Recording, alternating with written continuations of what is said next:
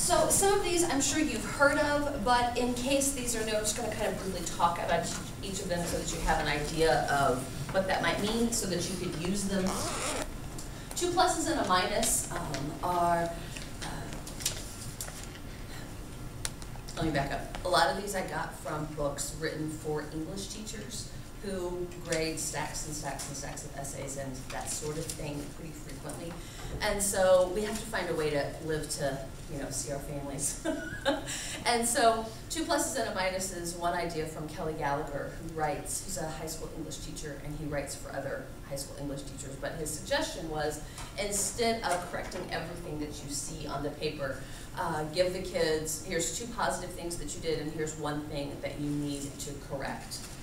And he's talking about general, overall, big picture kinds of things, like revision kinds of moments. And in fact, when he always does this, if he's going to read the kids rough drafts, like if you decide to collect rough drafts and then look at those to give them feedback before they continue and turn it in, he always does it that way. He only gives them 2 pluses and a minus. Here's something, there's 2 things that you did well that you could build on, and here's 1 thing we really got to fix as far as big structural kinds of issues.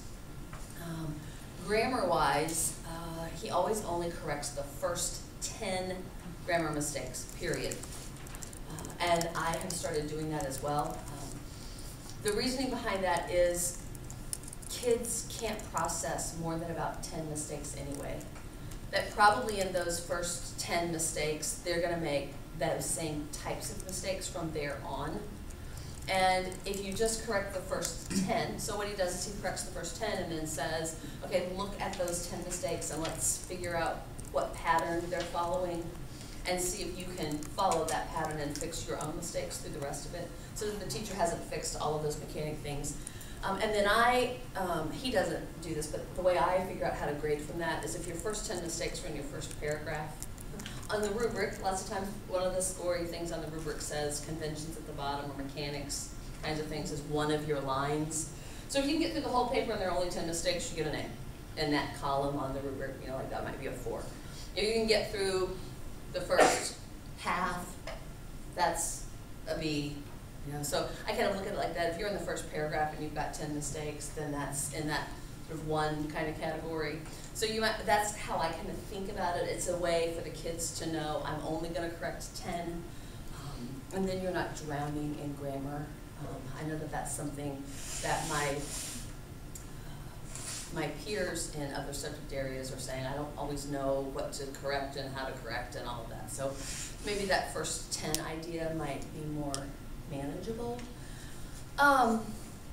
Feedback on 2 main objectives. So like my kids are right now working on argumentative writing, and I've been really working on one of the 8th grade things that we have to focus on is they have to do that counterclaim or concession. Those words mean the same thing. That idea that you say, you might think cats are, that dogs are bad because they pee in your house, but really they're better than cats because a litter box is horrible.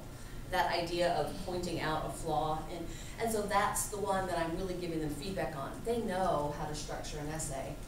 So pick 1 or 2 main things that you want them to get out of the writing, that 2 are main objectives, and give them feedback on that.